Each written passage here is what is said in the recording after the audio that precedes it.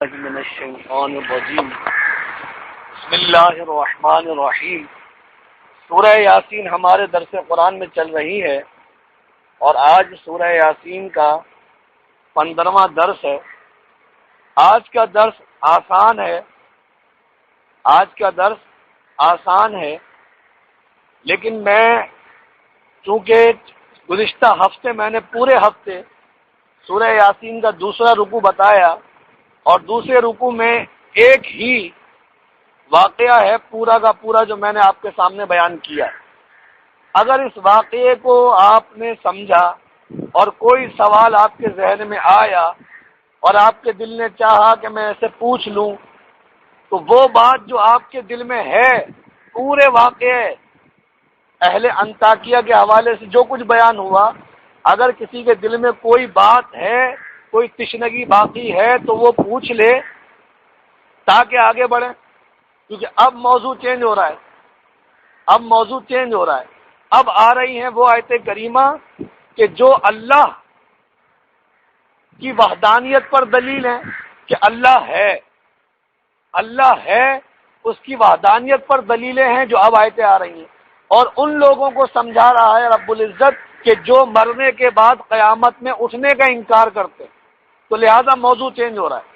تو اگر گزشتہ بات میں سے کسی کی کوئی بات ذہن میں ہے، سوال ذہن میں ہے تو پوچھ لے تاکہ آگے بڑھے۔ ہے کسی کے ذہن میں کوئی بات؟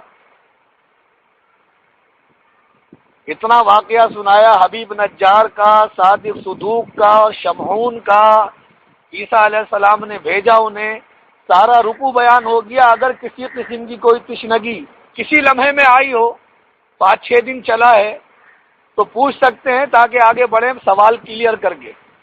ہے کسی کے ذہن میں تو پوچھ لے۔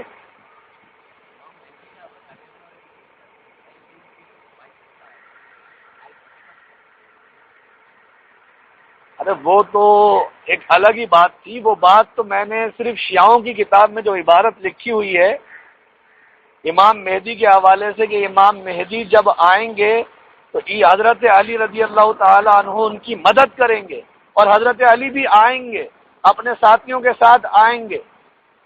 یہ شیعوں کا عقیدہ ہے، وہ میں نے عقیدہ بیان کیا تھا اور بتایا تھا کہ صاحب روح البیان نے قرآن مجید کی اس آیت کریمہ سے کہ انہم الیہم لا یرجعون، کہ اب وہ ان کی طرف پلٹنے کے نہیں، یعنی جو بندہ مر جاتا ہے تو اب وہ قیامت کے دن ہی اٹھے گا، الا قلیل، کہ جسے نبی زندہ کر دے دوبارہ، جسے نبی زندہ کر دے، جیسے عیسیٰ علیہ السلام نے زندہ کرا تو وہ مر کر پھر زندہ ہو جاتا ہے، یا ولی زندہ کر دے، یہ استثناء ہے۔ ان کو آپ مت کہیے گا تو آپ تو کہہ رہے ہیں کہ جو مر جاتا ہے قیامت نہیں اٹھے گا، اس کا مطلب یہ نہیں ہے۔ اس کا مطلب یہ ہے کہ اکثریت، الاکثر حکم الکل، فقہ کا ایک اصول ہے، ہمیشہ حکم کل پہ لگتا ہے جو اس پر نہیں لگتا۔ تو یہ تو میں نے ایک ضمناً بات بتائی تھی، جب اس پر موضوع آئے گا انشاءاللہ تو بیان ہوگا، کھل کے ہوگا۔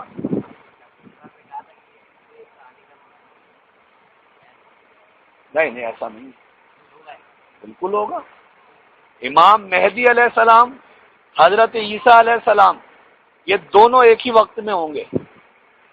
حضرت عیسیٰ علیہ السلام دجال کو ڈھونڈنے ایک طرف نکلیں گے، امام مہدی ایک طرف نکلیں گے۔ حضرت عیسیٰ علیہ السلام کو دجال مل جائے گا، حضرت امام مہدی دوسرے مقام پر ہوں گے، تو عیسیٰ علیہ السلام دجال کا خاتمہ کریں گے۔ تو ساری احادیث مشکات شریف کی موجود ہے نا۔ کسی کے ذہن میں اہل انطاکیہ کے حوالے سے کوئی سوال ہے تو پوچھ لے تاکہ آگے بڑھے۔ ہے کسی کے ذہن میں؟ کل میں نے آپ کو جو بات بتائی اس میں ایک نقطہ اور بھی سن لیں، یہ بھی آپ کے کام کا ہے کہ عیسیٰ علیہ السلام نے فرمایا انی اخلق لکم من الطین کہیئۃ الطیر فانفخ فیہ فیکون طیرا باذن اللہ، سورہ آل عمران کی آیت نمبر 49 اور پارہ تیسرے سپارے میں فرمایا کہ میں مٹی سے پرند کی مورت بناتا ہوں، پھر اس میں پھونک مارتا ہوں تو وہ اڑ جاتا ہے اللہ کے حکم سے، باذن اللہ، اللہ کے حکم سے۔ وَأُبْرِئُ الْأَكْمَحَ وَالْأَبْرَصَ وَأُحْيِي الْمَوْتَى بِإِذْنِ اللَّهِ، میں مادرزاد اندھے کو، کوڑی کے مرض والے، برس کے مرض والے کو شفا دیتا ہوں، اور میں مردے کو زندہ کر دیتا ہوں اللہ کے حکم سے۔ تو یہ عیسیٰ علیہ السلام کی شان ہے کہ کر رہے ہیں، لیکن یہ بات بتا رہے ہیں کہ جو کچھ میں کر رہا ہوں ہوتا اللہ کے حکم سے۔ لیکن آقا علیہ السلام کی شان دیکھیں کہ آقا علیہ السلام نے کافروں کے منہ پر پھینکی کنکریاں۔ کس نے پھینکی؟ آقا علیہ السلام نے ہجرت کے موقع پر مٹھی میں کنکریاں مٹی بھر کر پھینکی، آقا علیہ السلام نے، مٹھی آقا علیہ السلام کی، کنکریاں آقا علیہ السلام کی مٹھی میں ہے، پھینکی جا رہی ہیں۔ تو وہاں تو عیسیٰ علیہ السلام کہہ رہے ہیں کہ میں جو کچھ کر رہا ہوں بإذن اللہ، اللہ کے حکم سے۔ اور آقا علیہ السلام کی شان دیکھیں کہ آقا علیہ السلام کنکریوں کو کافروں کی طرف پھینکتے ہیں، لیکن اللہ رب العزت اپنے محبوب کی کیا شان بیان کر رہا ہے کہ میرے محبوب نے نہیں پھینکا، ہم نے پھینکا ہے۔ عیسیٰ علیہ السلام اللہ کی شان بیان کر رہے ہیں، اللہ اپنے محبوب کی شان بیان کر رہا ہے۔ بات سمجھ میں آ رہی ہے؟ اگر کسی کے ذہن میں سوال نہیں ہے تو پھر آگے بڑھتے ہیں۔ دیکھیں اب جو آیت کریمہ آ رہی ہے وہ اللہ رب العزت کی وحدانیت پر دلیلیں ہیں، عقلی دلائل۔ ہر آدمی کو قرآن و حدیث سے سمجھ میں نہیں آتی تو اسے عقل پر سمجھانا پڑتا ہے، اسے عقل سے بتانا پڑتا ہے کہ جو آگ اتنی دہک رہی ہے، تم ذرا اس کے 20 فٹ قریب چلے جاؤ تو اس کی جو تپش ہے تمہیں یہاں محسوس ہوگی، تو سمجھ لو جب اس میں ڈال دیے جاؤ گے تو کیا حال ہوگا۔ تو عقل تقاضا کرتی ہے اس بات کا کہ یار اس واقعی میں اس میں جو جائے گا وہ جل بھن جائے گا۔ کسی بچہ جو 4 سال کا بچہ ہے اسے بتانے کی ضرورت نہیں ہے یہ آگ جلاتی ہے، جیسے ایسے قریب ہوگا پیچھے بھاگ کے آ جائے گا کہ جب گرم لگے گا۔ تو عقل بھی بندے کو بہت ساری باتیں سکھاتی ہے۔ تو اللہ رب العزت عقلی دلائل دے رہا ہے انسانوں کی عقل کے مطابق۔ اللہ تعالیٰ نے فرمایا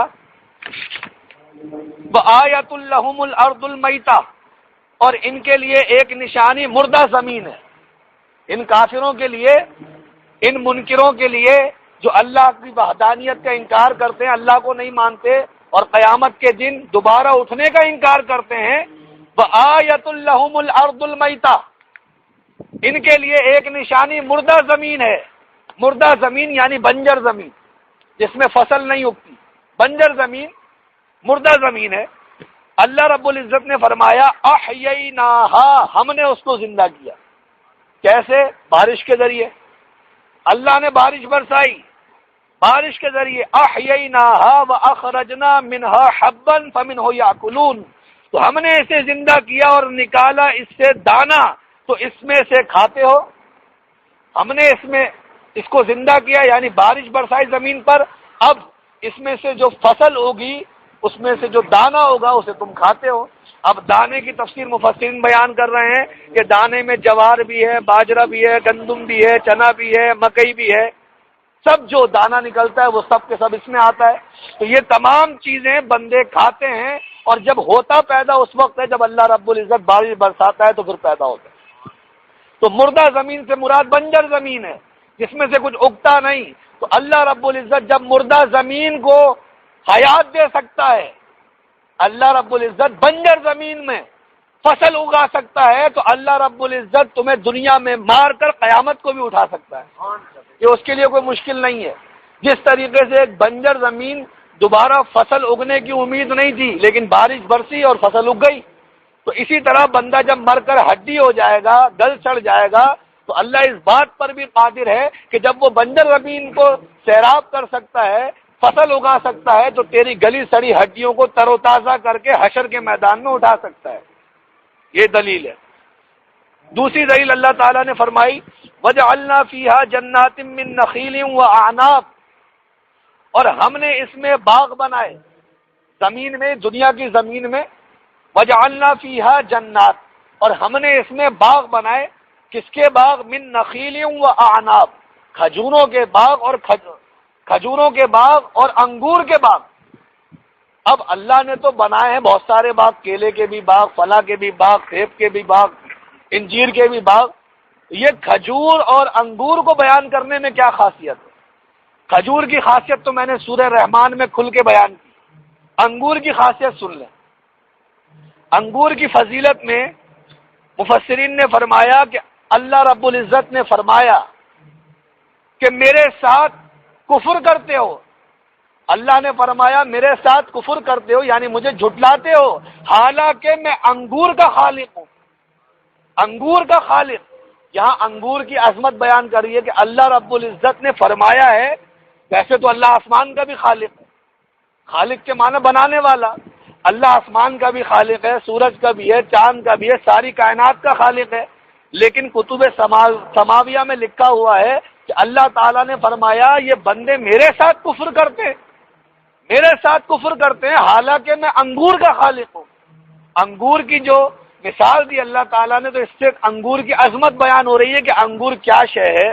آقا علیہ السلام نے بیان فرمایا، آقا علیہ السلام نے فرمایا سوکھے انگور یعنی منقع، آقا علیہ السلام نے فرمایا سوکھے انگور کا بہت زیادہ فوائد ہے، بہت زیادہ فوائد ہے۔ پھر لمبی بات ہے بھائی، اتنا سمجھ لیں کہ آقا علیہ السلام کی خدمت میں انگور کا منقع بطور ہدیہ آیا، انگور کا منقع بطور ہدیہ آیا، آقا علیہ السلام کو کسی نے پیش کیا، یا رسول اللہ اسے کھائیے۔ جب آقا علیہ السلام کے سامنے پیش کیا گیا تو آقا نے صحابہ کرام سے فرمایا کہ صحابہ یہ بہترین طعام ہے، یہ بہترین کھانا ہے، یہ بہترین کھانا ہے، یعنی انگور کا منقع بہترین کھانا ہے۔ یہ آقا نے کیوں فرمایا؟ پھر آقا علیہ السلام نے فرمایا کہ یہ پٹھوں کو مضبوط کرتا ہے، تھکن کو دور کرتا ہے، غصے کو ٹھنڈا کرتا ہے، رحمان کو راضی کرتا ہے۔ دیکھا آپ نے منقع کھانے کا فائدہ کہ یہ تھکن کو دور کرتا ہے، تھکن کو دور کرتا ہے، پٹھوں کو مضبوط کرتا ہے اور غصے کو ٹھنڈا کرتا ہے، رحمان کو راضی کرتا ہے۔ اللہ رب العزت راضی ہوتا ہے یہ منقع کھانے سے، تو کھایا کریں۔ پھر آقا نے فرمایا کہ منہ کی بدبو کو دور کرتا ہے، بلغم کو دور کرتا ہے اور بدن کی رنگت کو صاف شفاف بناتا ہے، یہ انگور کا منقع۔ تو انگور کا منقع کھایا کریں بھائی۔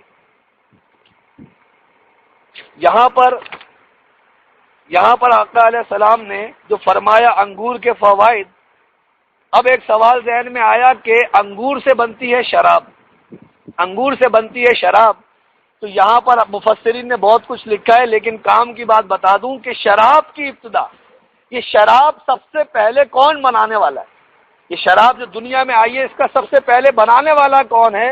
یہاں پر صاحب روح البیان نے فرمایا کہ شراب کو سب سے پہلے بادشاہ جمشید نے بنایا۔ وہ شکار کی غرض سے پہاڑوں پر گیا، شکار کی غرض سے پہاڑوں پر گیا جمشید بادشاہ، اور جب پہاڑوں پر گیا اپنے ساتھیوں کے ساتھ، شکار تو بھاگ گیا لیکن اس نے دیکھا کہ یہ انگور کے گچھے لٹکے ہوئے ہیں، تو وہ حیرت میں پڑ گیا، یہ لگتا ہے کوئی زہر ہے، یہ کوئی زہر والا پھل ہے، یہ کوئی زہر والا پھل ہے، تو ساتھیوں ذرا اسے اتار لو۔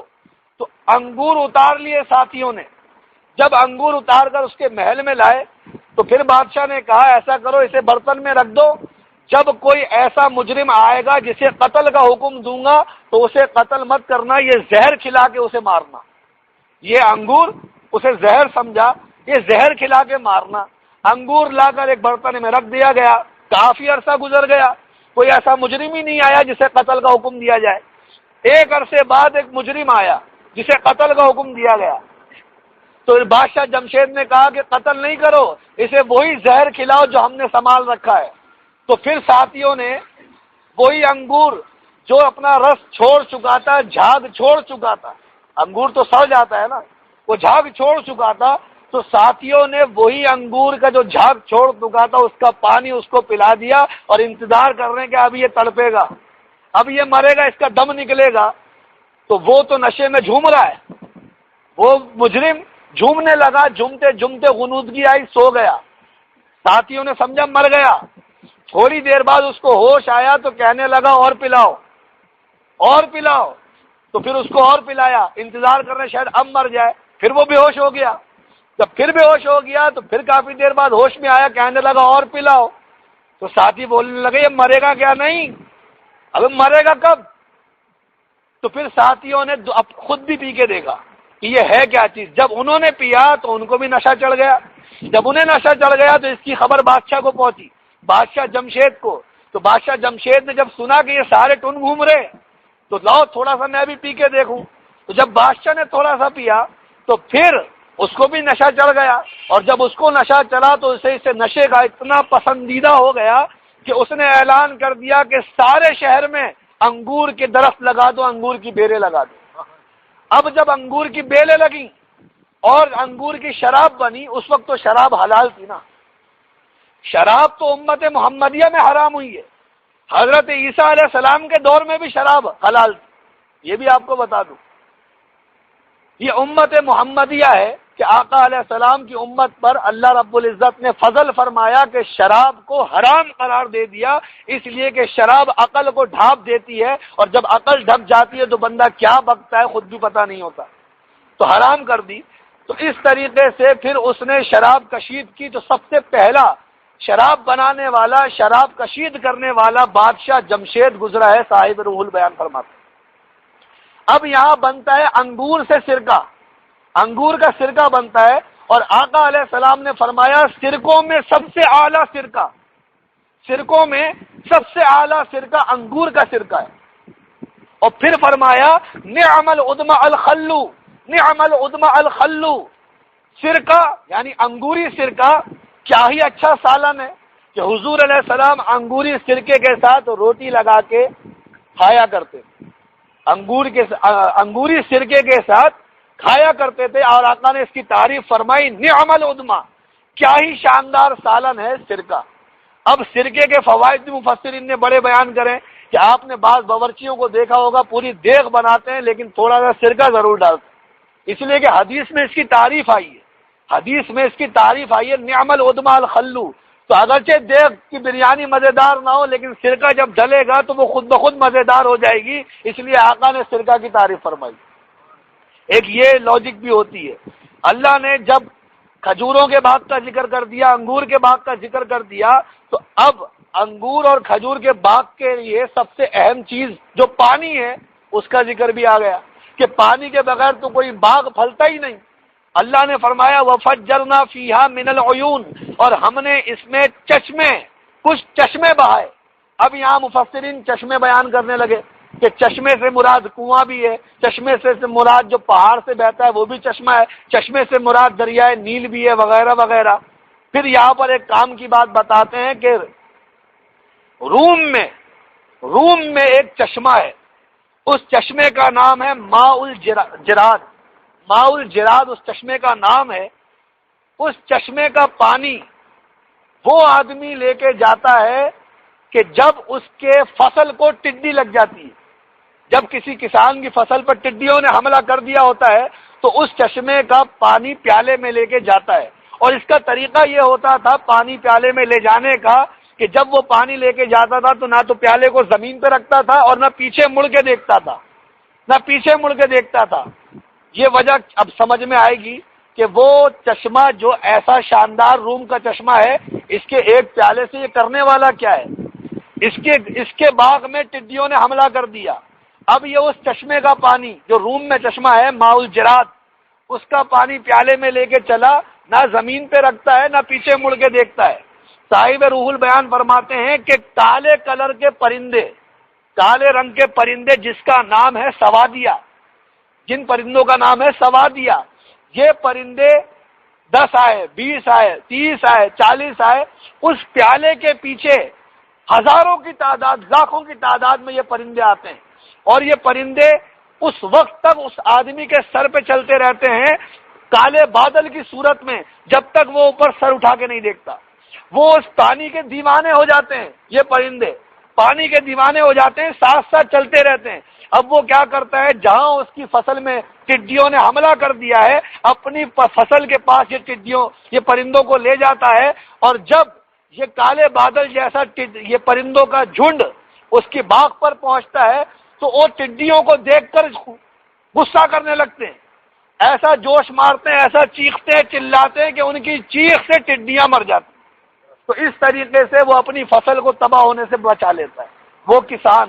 یہ صاحب روح البیان نے پورا واقعہ لکھا ہے۔ روم میں ایسا ہی ہوتا ہے کہ اگر ٹڈیاں کوئی حملہ کرتی ہے تو وہیں سے پانی لے کے آئے اور لے کے سارے پرندوں کو لے گئے، انہوں نے ایسا شور مچایا کہ ساری ٹڈیوں کا دم نکل گیا۔ اللہ نے انگور پیدا کیے، کھجور پیدا کیے، چشمے پیدا کیے، کس کے لیے؟ لیاکلوا من ثمرہ، تاکہ لوگ اس کے پھل کھائیں، انسانوں کے لیے پیدا کیے تاکہ اس کے پھل کھائیں۔ اب اللہ تعالیٰ فرما رہا ہے پھلوں کے بارے میں وما عملت ایدیہم، وما عملت ایدیہم، اور یہ ان کے ہاتھ کے بنائے نہیں۔ یہ بھی بتا دیا اللہ تعالیٰ نے کہ جس آم کو آپ بڑے پیار سے کاٹتے ہیں، جس آم کو، جس چوسے آم کا چھلکا اتار کے آپ کھاتے ہیں میٹھا میٹھا، یہ آپ نے ہاتھوں سے نہیں بنایا۔ وما عملت ایدیہم، یہ آپ نے ہاتھوں سے نہیں بنایا، یہ اللہ رب العزت نے بنایا ہے۔ یہ میٹھا پھل، اب یہ پھل میٹھا ہے تو آپ کے کرامت ہے، ایسی بات نہیں ہے کہ جب یہ چھوٹی سی چیری سے بھی چھوٹا ہوتا ہے تو اس وقت اس کی چٹنی بنتی ہے، جب یہ تھوڑا سا بڑا ہوتا ہے تو اس کا اچار بنتا ہے، آم کا اچار، اور جب اس سے بڑا ہوتا ہے تو اس آم کا منقع بنتا ہے، اور جب پک جاتا ہے تو اسے آم کہتے ہیں جو آپ کھاتے ہیں۔ تو یہ جب پیدا ہوا اس وقت سے لوگوں کے فائدے مند ہے۔ تو اللہ رب العزت نے فرمایا کہ وما عملت ایدیہم، یہ انہوں نے اپنے ہاتھ سے نہیں بنائے، یہ ہم نے بنائے ہیں۔ افلا یشکرون، تو کیا شکر نہیں کرتے؟ کیا شکر نہیں کرتے اللہ کا؟